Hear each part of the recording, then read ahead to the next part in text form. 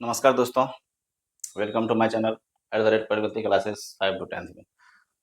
तो आज हम पढ़ेंगे संज्ञा के बारे में, यानी नाउन के बारे में, बिल्कुल कॉन्सेप्ट के साथ, ठीक है ना। सबसे पहले तो जानेंगे कि नाउन है क्या, आखिर ये संज्ञा क्या है, ठीक है ना।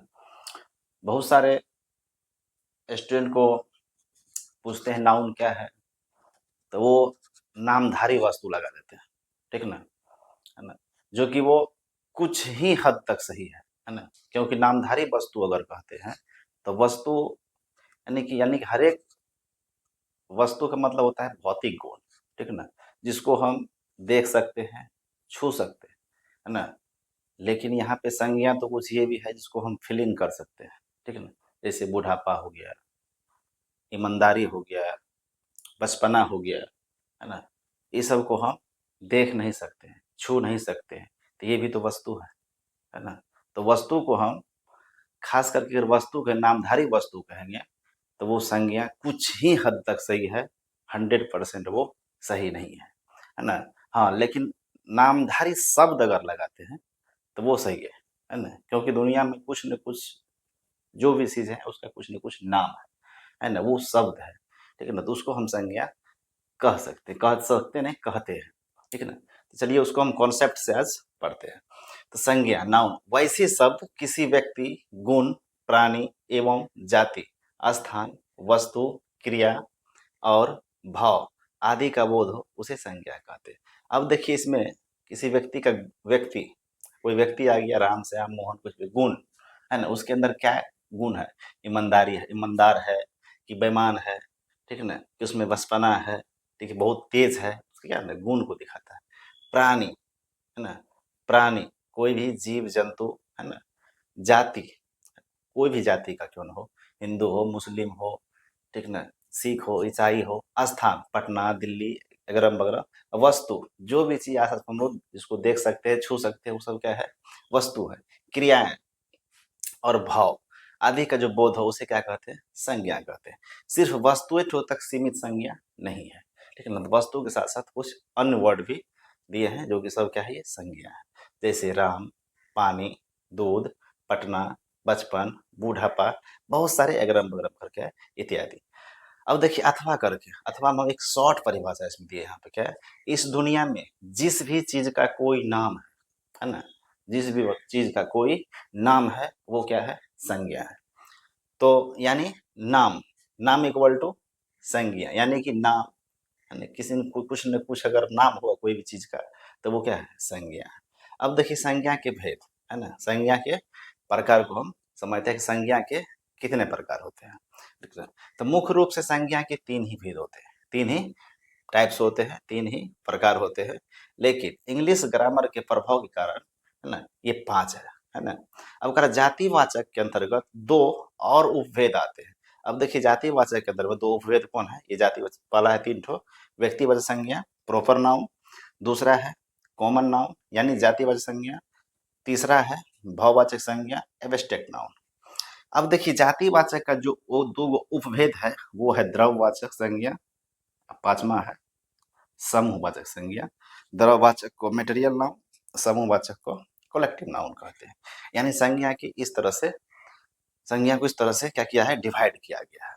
और संज्ञा का तीन भेद जो होता है, सबसे पहले प्रॉपर नाउन है ना, प्रॉपर नाउन, और ये चारों को मिला करके दो ठो बना गया, कंटेबल नाउन और अनकंटेबल नाउन। अब देखिए कंटेबल नाउन में क्या आएगा, जातिवाचक है ना, जिसको हम गिन सकते हैं, समूह को गिन सकते हैं, ठीक है ना। तो ये दोनों मिला करके काउंटेबल बनाया गया है ना। और भाववाचक उसके अंदर क्या गुण है उसको हम नहीं गिन सकते हैं। द्रव्यवाचक दूध, पानी, घी ये सब को हम नहीं गिन सकते हैं, तो ये दोनों को अनकंटेबल भी कर सकते हैं। तो चलिए उतना बात को छोड़िए, तो हम लोग इसके अनुसार से पढ़ेंगे संज्ञा को, तीन भेद और पांच भेद कैसे बनाया गया है। संज्ञा तीन गो ये और जातिवाचक का दो गो भेद, या इसको पांच पढ़िए समूचा को, या इसको तीन और जाति का दो गो उपभेद, ठीक है। और चलिए इस पांचों का हम परिभाषा समझते हैं, है ना। आप इसको या तो उतारिए या तो इसका स्क्रीनशॉट लीजिए, हम अगला डिफिनेशन के लिए चलते हैं।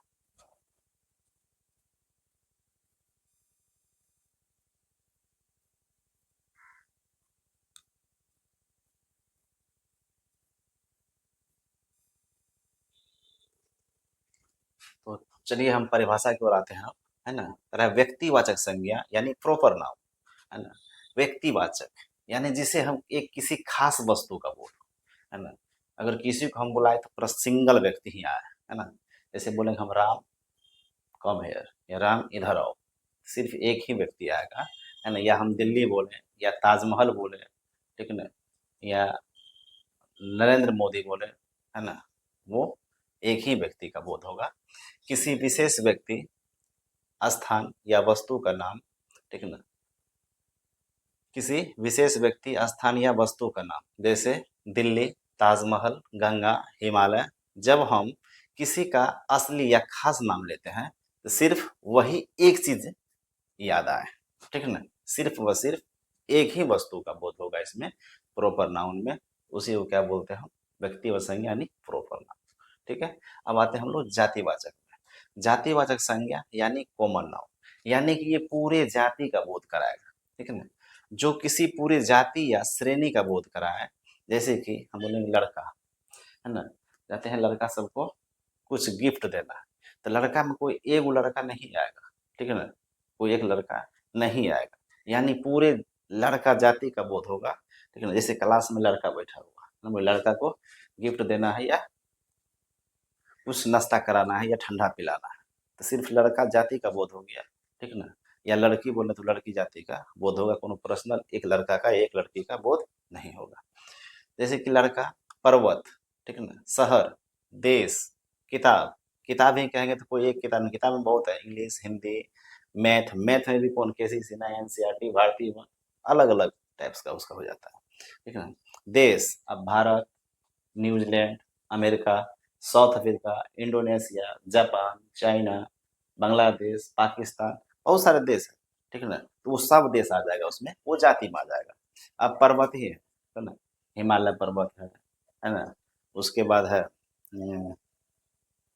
केटू है, उसके बाद है बहुत सारे पर्वत है ना, जो भी है।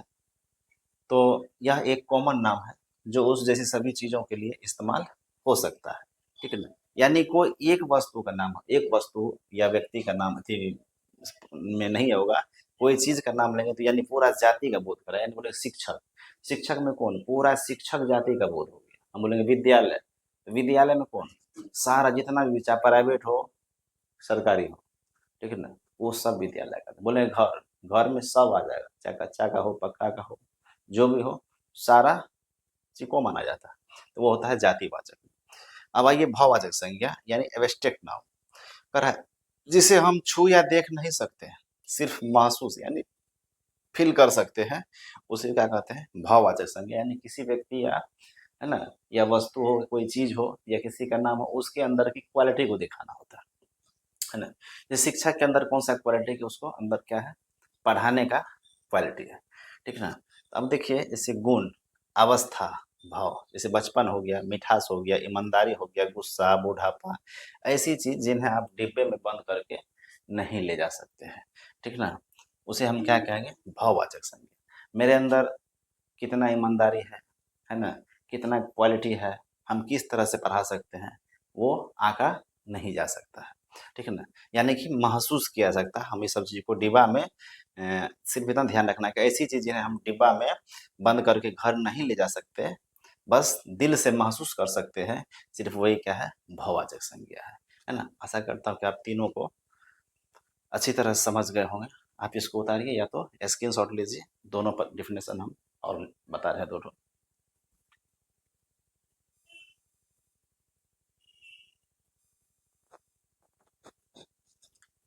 यानी कुछ 4 नंबर में है समूहवाचक संज्ञा यानी कलेक्टिव नाउन, है ना। समूह, जो किसी समूह या झुंड का बोध कराए, है ना, जो किसी समूह या झुंड का बोध कराए, उसे क्या कहते हैं, समूहवाचक संज्ञा। जैसे कोई भीड़ हो गया, साइना हो गया, अंगूर का गुच्छा हो गया, मेला हो गया, जहाँ पे ढेर सारे, है ना, आदमी हो या जानवर हो, चाहे कोई भी वस्तु हो या कोई भी चीजें हो, वो एक इकट्ठा एक समूह का निर्माण जब करता है तो वो क्या कहलाता है, समूह। कहीं पंचायती हो रहा है, कहीं आम सभा हो रहा है, कोई नेता मंत्री कहीं पे एक भीड़ को, है ना, या कोई एक जन आंदोलन, वहाँ पे कोई एक सभा संबंधित संबंधित कोई मैटर को संबंधित यानी संबोधित कर रहा है, तो वो क्या कहलाएगा? समूहवाचक संज्ञा। ठीक है, तो परिवार हो गया, परिवार परिवार क्या, एक समूह मिलकर परिवार बनता है।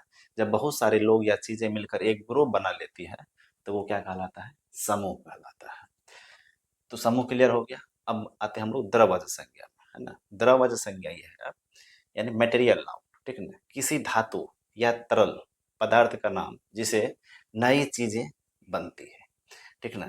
किसी धातु या तरल, तरल मतलब होता है कोई लिक्विड, लिक्विड पदार्थ, है ना, या पदार्थ का नाम जिसे नई चीजें बनती है। पदार्थ का मतलब समझते दुनिया का हर एक वो चीज जो पदार्थ कहलाती है। पदार्थ की 3 अवस्था है, ठोस, द्रव और गैस, है ना। ये सब किस में आएगा? द्रव संज्ञा में। इसको हम क्या करते हैं? सिर्फ नाप या तोल सकते हैं परंतु गिन नहीं सकते हैं। द्रववाचक संज्ञा का ये खास है कि इसको हम गिन नहीं सकते हैं, सिर्फ वजन कर सकते हैं, नाप या तोल सकते हैं। सोना, दूध, लकड़ी, लोहा, आटा, ऐसी चीजें जिन्हें हम नाप या तोल सकते हैं लेकिन गिन नहीं सकते हैं, वो सब कहलाएगा द्रववाचक संज्ञा। तो हम संज्ञा संबंधित सारा क्वेश्चन को, है ना, देख लिए और उसका एकदम कॉन्सेप्ट के साथ सारा परिभाषा विथ एग्जाम्पल के साथ आपको बता दिए, ठीक ना।